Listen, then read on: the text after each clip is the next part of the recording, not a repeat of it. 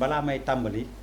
loolu ci sa loxo laa koy teg moo tax ma la doon xaarloo yow sunu mbokk nga dialogue islamo-chrétien fii ci plateau bi ñëpp benn lañ mais dafa am ku koy porté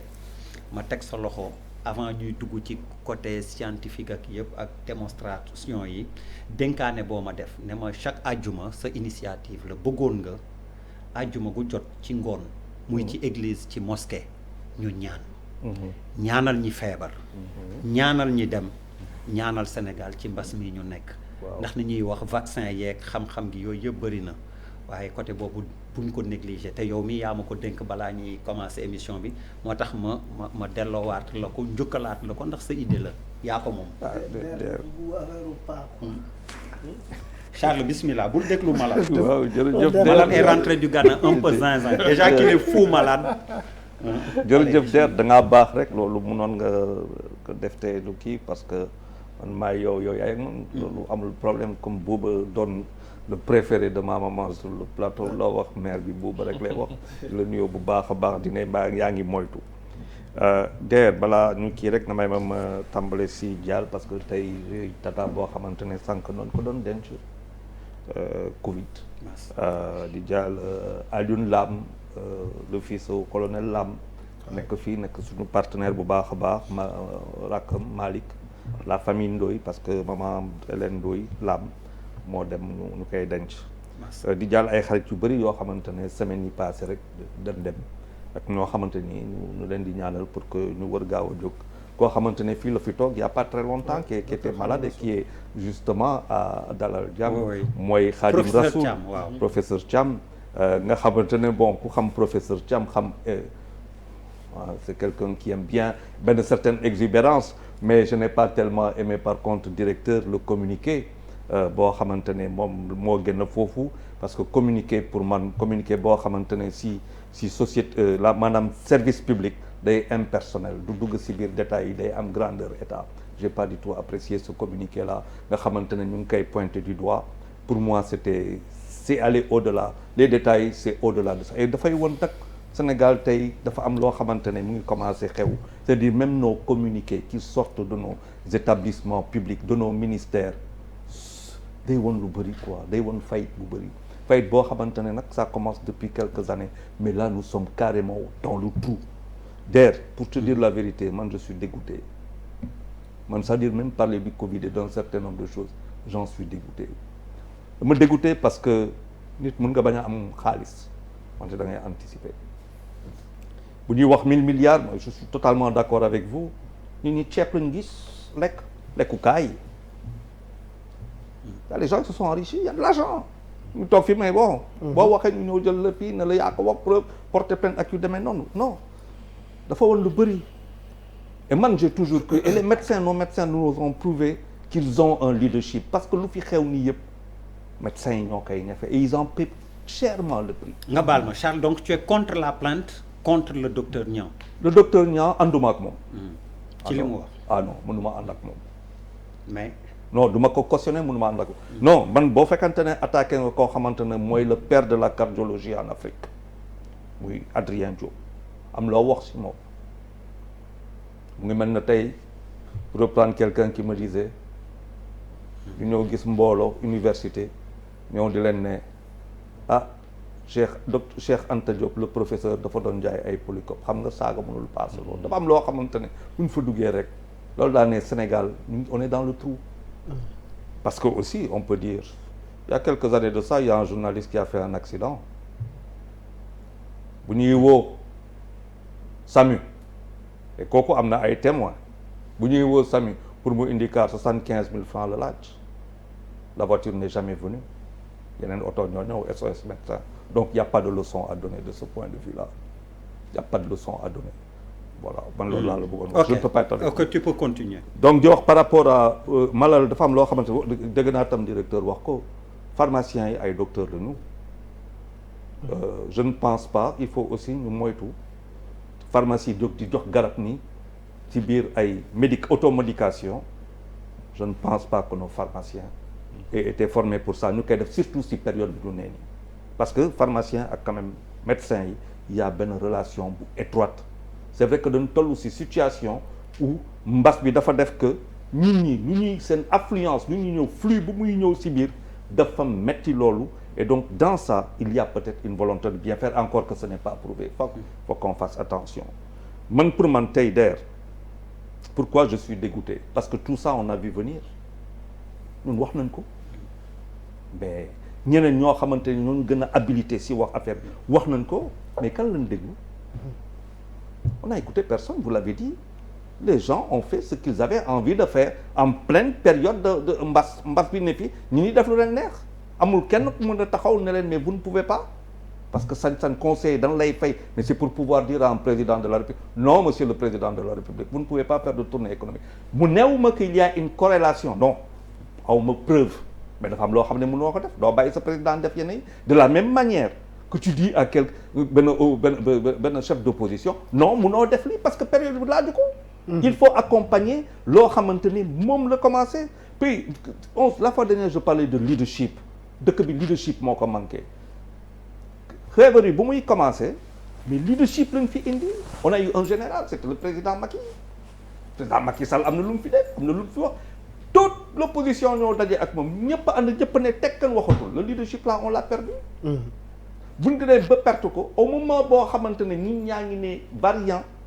delta dans le monde Sénégal moom wàcc na bu baax a baax mais c'est le 17 mai que c'est rentré au Sénégal qu'est-ce qui s'est passé après il y a des choses yoo xamante ne am na fii ñu dem ba affaire bi raw na mais parce que tout simplement on n'a pas osé prendre les décisions qu'il fallait prendre on n'a pas osé et on le paie cher dëkk leadership moo koy dox mais pourquoi tey dañu dokk ci jamono boo xamante ne dañuy politique ba nga xamante ne l'essentiel on passe à côté et vous dire boo xoolee tout depuis 3 semaines 4 semaines bu ñu liiree communiqué yi c'est à peu près un Sénégalais sur 4 qui est atteint bu ñu xoolee tous les jours 2000 et quelques 3000 ñu ne la 1000 c'est même pas un Sénégalais sur 4 c'est un Sénégalais sur 3 sur 3000 ñu ne la jàpp nañ ba 1700 ba mu am 1700 positifs c'était sur combien 3000 ça fait plus d'un Sénégalais sur 4 lu dëgg bu ñu xoolee loolu yëpp nous sommes 16 millions de Sénégalais on fait juste benn affaire géométrique tout de suite on se rend compte qu'il y a 4 millions de Sénégalais qui sont mën nañ dem bu foofu on peut extrapoler mais c'est ça que sert justement la réflexion la perspective la prospective et tout mais dafa am wax naa ko keroog fii moi je sais pas quoi comment on fonctionne dañu toog dëkk bi 95% musulmans moi quand je vois les chiffres qu'on donne là c'est vrai c'est des statistiques oui. mais mon problème mooy un pays a des renseignements généraux un pays est informé un État est informé bu ñu xoolee lu xew ci biir cimetières yi tous les jours ne serait-ce qu'à Dakar mais ça waaye passé nañu 150 morts mais loolu même bu ma ko mënul wax parce que awma statistique mais en retour on a déployé quand même quelque chose imaginons je l'ai dit ici il y a pas longtemps que ce pays soit à 95% catholique nga xamante ne ñun on n'a pas d'incinération on n'a rien il faut mettre dans le cercueil am ni nga foog ne les morgues là elles peuvent attendre que les cercueils ñëw on a autant de menuisiers pour faire des cercueils mais c'est parce que gisuñu ko suñuy mbokk jullit yi mooy lu ngay wax sànq mbokk jullit yi nga xamante ni le rituel n'est pas le même donc on ne fait pas attention à toutes ces choses là mais bu doon l'inverse comme ça waaye fausse commune dinañ ko wax boo moytul exactement ce qui s'est passé aux États-Unis en Italie et ailleurs mais c'est-à-dire on ne tue pas ñu ñëw ñu ne oxygène c'est maintenant qu'on se rend compte qu'il faut de l'oxygène mais qu'est-ce qu'on nous raconte quand on intube les gens on leur met quoi respirateur on fait quoi donc on savait qu'il y avait l'oxygène depuis le début sauf que le variant Delta ñëwaguloon alors la bouteille c'est 7 mètres c'est 9,7 mètres cubes. Combien 9,7 mètres cubes. ça fait 9500 litres 9500 litres directeur dina ma ne problème am mooy lan mooy que nit ki dina dem de 15 litres par minute ba 60 litres par minute oui il faut 100 bouteilles ça fait 97 000 litres Sénégal dafa antan loolu Sénégal pour benn nit Sénégal dafa antan loolu quand bien même am na ay efforts yoo xamante ne def nañ ko bu baax a baax mooy les centrales yu ñu teg en place c'est vrai on est parti de temps ba il y a eu des efforts machallah qui ont été faits mais man là où je suis j'ai un vrai problème mooy qu'on n'a jamais compris et on le paie cher aujourd'hui mooy que Sénégal c'était le hub médical de l'Afrique de l'Ouest suñu politiciens yi xawma lan la ñuy liggéey mais liggéeyuñu pour l'avenir dañuy liggéeyal pour seen je ne sais pas de bëgguma accuser mais ils ne travaillent pas pour l'avenir alors parce que bu ñu doon liggéey pour l'avenir lii du ñu dal lii du ñu dal demain je disais la fois de demain dinañ am beneen affaire toutes les personnes qui ont 70% des poumons entamés wala yu demee noonu elles vont venir à dem pneumologie léegi pneumologie fan la nekk Sénégal ñaata hôpitaux ñoo fi am service pneumologie bu taxaw y en a pas 3 avant moom Fann la woon le gars yi daan gën a jublu. y en a pas 3 tout le monde va aller là-bas rang bi foofu lay fees lan lañ pare pour ñoom on a rien pare ñu xam ne que tey la demande c'est clair qu'aujourd'hui faw ñu jël leadership et c'est pour ça que moi je salue les médecins parce que médecins yi lu ñu fi def lu ñu fi woon et ils en paient le prix am na y a pas defe naa y a 3 jours c'est à Saint-Louis am na benn docteur bu décédé Covid. exactement le médecin chef de district. qui est décédé mu am ñu bëri. docteur Kabou. ils sont fatigués ba pare nekk am beneen affaire boo xam ne la surcharge de travail man j'ai vu des médecins par terre. man ma femme a fait du Covid. c'est extraordinaire d'ailleurs la facture que tu montres tout à l'heure 2,8 millions la nit ki fay en 8 jours. 4 millions. non 2 millions rien que pour l'oxygène. ok oui oxygène. 2 millions 800 soit dit en passant. C'est 900 pneumo 000 am na principal aussi Charles. la bouteille ici dans les cliniques. 900 000 voilà par jour. par jour 900 000 par jour. Heureusement que président il faut aussi saluer l'initiative président décider que c'est gratuit pour les malades du Covid. mais ñu wax ba dégg fi yeneen aussi parce qu'il y a des choses qui ne peuvent pas continuer mooy que il y a un jeune de Ouakam appendicite il n'avait pas sa bouteille d'oxygène mu décédé donc on fait quoi? En venant dans l'émission, j'ai été dans une clinique où j'ai vu un jeune de 14 ans sous assistance respiratoire. Et la clinique se trouve à Ouest Foire et c'est avant de venir ici. Vraiment, c'est quelque chose qui m'a choqué. Il a 14 ans. Ouais. C'est pourquoi, très sincèrement, boo gisee yooyu nañ sensibiliser les populations ñu vacciner. alors information Malal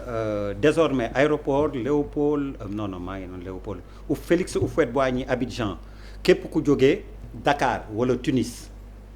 boo fa yeggee dinañ la defal test Covid à l'arrivée ñoom ñoo koy defal seen bopp même bu dee da nga yore test indaale ko tu seras obligé de passer un test là-bas si c'est positif